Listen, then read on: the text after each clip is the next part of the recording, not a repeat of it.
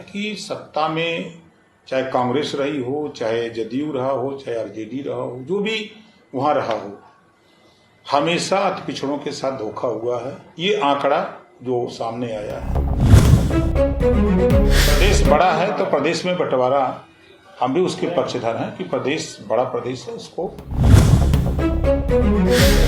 ये तो लंबे समय से डिमांड चल रही है। जैसे हम लोग पूर्वांचल की मांग करते हैं, कोई बुंदेलखंड की मांग करता है, कोई हरित प्रदेश की मांग करता है। अलग अलग लोगों के जो है अलग अलग डिमांड है, वो उनकी सोच है, उनका विचार है।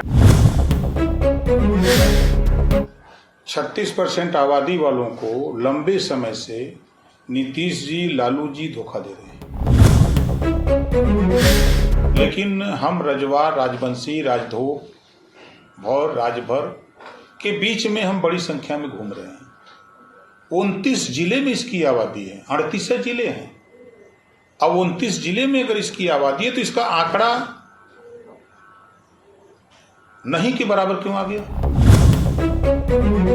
ये तो लंबे समय से डिमांड चल रही है। जैसे हम लोग पूर्वांचल की मांग करते हैं, कोई बुंदेलखंड की मांग करता है, कोई हरित प्रदेश की मांग करता है। अलग अलग लोगों के जो है अलग अलग डिमांड है, वो उनकी सोच है, उनका विचार है। प्रदेश बड़ा है तो प्रदेश में बंटवारा, हम भी उसके पक्षधर हैं कि प्रदेश बड़ा प्रदेश है, उसको 4 भागों में बांट दिया जाना चाहिए। जी मंत्री जी, बिहार में आज कास्ट सेंसस के जो जाति जनगणना का जो वो आया है, क्या कहेंगे उस पर? देखिए, जो बिहार में जाति जनगणना का जो आंकड़ा प्रस्तुत किया है, 2 चीज़ें हमारे समझ में आई कि 36% अति पिछड़ों का आंकड़ा आया है। 36% आबादी वालों को लंबे समय से नीतीश जी, लालू जी धोखा दे रहे हैं। इनको हिस्सेदारी देने के सवाल पे बात तो बड़ी लच्छेदार करते हैं सामाजिक न्याय की। अगर सामाजिक न्याय की बात करते हैं तो फिर ये 36% जो आबादी है, अत्यंत पिछड़े या अति पिछड़े कह लीजिए, इनको दिया क्या इन लोगों ने? लालू जी की सरकार बनी तो लालू जी मुख्यमंत्री, जांच उनके खिलाफ आई तो राबड़ी जी मुख्यमंत्री, नीतीश जी अकेले खाली नीतीश जी मुख्यमंत्री। इन 36% लोगों को दिया क्या? यही बात माननीय नरेंद्र मोदी जी रोहिणी आयोग का गठन करके राष्ट्रीय स्तर पे जो 27% रिजर्वेशन पिछड़ी जाति को लागू है, सबको बांट करके देना चाहते हैं। जो जातियां देश में विद्यमान है, अलग अलग स्टेटों में अलग अलग जातियां, तो जो आंकड़ा आया है उस आंकड़े से साफ जाहिर हो रहा है कि सत्ता में चाहे कांग्रेस रही हो, चाहे जदयू रहा हो, चाहे आरजेडी रहा हो, जो भी वहां रहा हो, हमेशा अति पिछड़ों के साथ धोखा हुआ है। ये आंकड़ा जो सामने आया है एक बयां करता है। दूसरा, आंकड़ा प्रस्तुत करने वालों में जो अशिक्षित, अनभिज्ञ राजनीति से लोग हैं, उनके आंकड़े जो हमने पढ़ा है कम दर्शाए गए। जिस जाति का नाम कोई नहीं जानता है, उसके आबादी तो ज्यादा बता दिया गया। राजवंशी, रजवार, भौर, राजभर, राजधोक परसेंटेज में नहीं है। सीवान, आरा, छपरा, भभुआ, कैमूर, बक्सर, पश्चिमी चंपारण, पूर्वी चंपारण, मधेपुरा, कटिहार, औरंगाबाद, अररिया, मैं घूमा हूं 26 जिले में। जितना आंकड़ा वो सब दे रहे हैं कि इतनी आबादी है, उतना तो एक जिले नवादा में खाली राजवंशी रजवार का है, इतना वो आंकड़ा दे रहे हैं।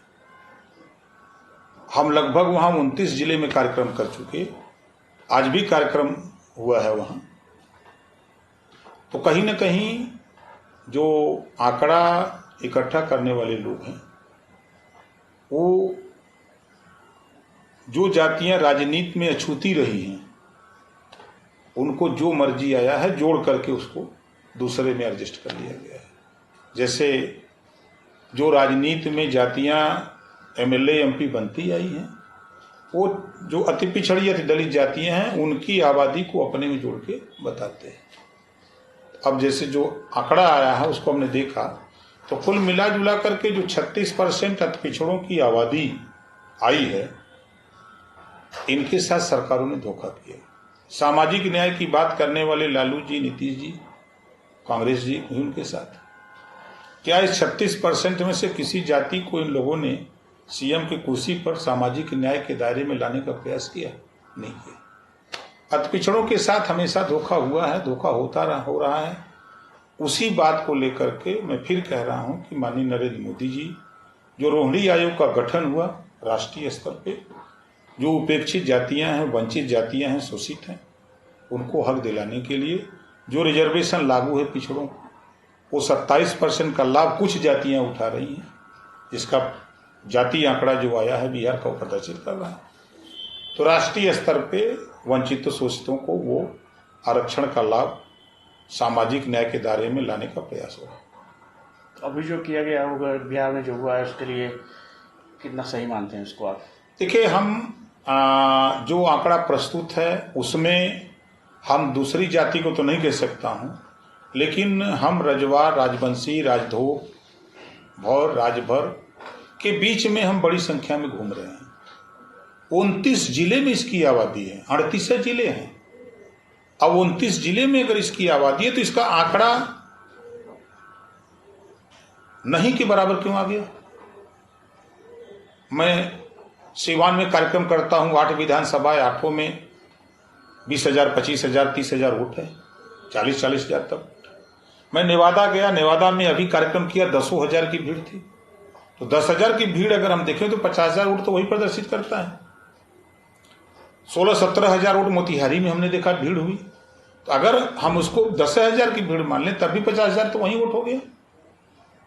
इसी तरह हम चाहे कैमूर कार्यक्रम करें, चाहे बक्सर कार्यक्रम करें, चाहे छपरा करें, चाहे आरा करें, चाहे भोजपुर करें, चाहे अररिया करें, औरंगाबाद करें, मधेपुरा, कटिहार, जहां जहां मैं गया वहां 5,000, 7,000, 8,000, 6,000 लोग इकट्ठा हो गए। अब वो भीड़ वो जाति आंकड़े में नहीं दिख रही हो तो कहीं ना कहीं प्रश्न तो उठता है। तो क्या आपको लगता है कि जो जाति गणना हुआ है वो ठीक नहीं हुआ है या उसको गलत दिखाया गया है? देखिए, जो जातियां राजनीति में सक्रिय नहीं हैं उन जातियों के वोट को दूसरी जातियों में गण लिया जाता है। जो गणना करने वाले लोग गए भी होंगे तो वो यही काम करते हैं, एक जगह बैठ जाते हैं, पूछ लेते हैं, लिख लेते हैं। डोर टू डोर तो गणना हुई नहीं। इतने जल्दी कैसे जातिवार जनगणना हो गई? तो क्या आपको लगता है कि जाति गणना सही नहीं है? भाई, सरकार के हिसाब से सही हो सकता है, लेकिन मेरे हिसाब से मैं जिस कम्युनिटी में घूमा हूं उस कम्युनिटी को वोट को गिनती नहीं हुई तो हम कैसे मान लें सही है?